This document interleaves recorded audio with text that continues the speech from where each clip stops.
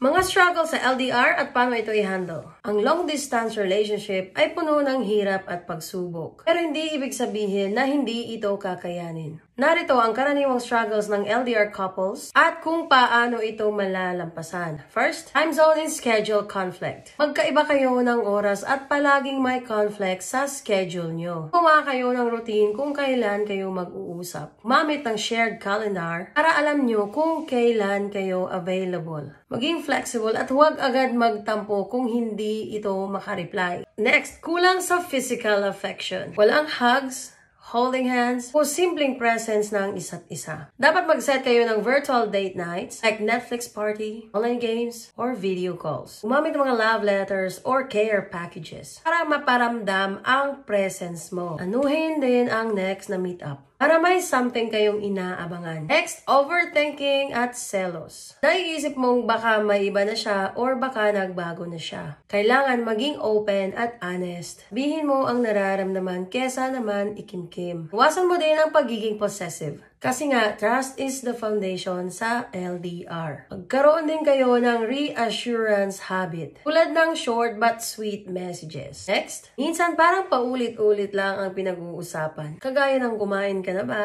Kumusta araw mo? Na parang routine na lang. Maghanap kayo ng mga exciting activities na pwede nyong gawin together online. Like quizzes or question and answer about sa relationship nyo. Gumamit din ng mga AI-generated conversation starter para hindi kayo maubusan ng topic. Magplano ng future games together para laging may bago kayong pinag-uusapan. Next, fear of growing apart. Isa sa mga struggle is baka isang araw hindi na kayo same ng feelings. Dapat gumawa kayo ng short-term at long-term goals para sa relasyon nyo. Laging pag-usapan kung ano ang mga future plans nyo bilang couple. Kung kailan din kayo magsasama ulit. I-enjoy ang growth ng isa't isa habang sinusuportahan ang goals ng bawat isa. Next, pagod sa work or school kaya walang oras. Minsan, sobrang busy ka kaya walang time na mag-chat o tumawag. Kailangan nyo lang iwasan ang pressure sa isa't isa. Ang mahalaga, may consistency kahit short messages lang. Gumamit din ng mga scheduled text or text notes para magparamdam kahit busy. Anuhin ang mga weekly check-ins or date nights para may quality time pa din. Next,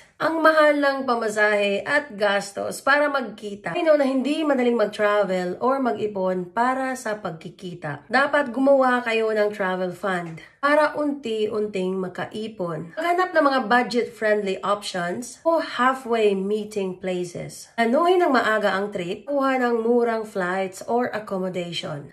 Next, pressure mula sa ibang tao. Kadalasan naririnig natin, bakit hindi na lang kayo humanap ng malapit? Kailangan huwag kayong makinig masyado sa mga negative comments dahil mas kilala nyo ang relasyon nyo kesa sa kanila. Ipaliwanag kung bakit worth it ang LDR nyo. Iwasan ang toxic mindset ng iba. Ang mahalaga ay masaya kayo. Next, worth it ba ang LDR? Yes, kung pareho kayong willing mag-effort, magtiwala at maghintay. Yes, kung may malinaw kayong goal na eventually, magsasama rin kayo. Yes, dahil ang tunay na pagmamahal, hindi nasusukat ng distansya, kundi ng tibay.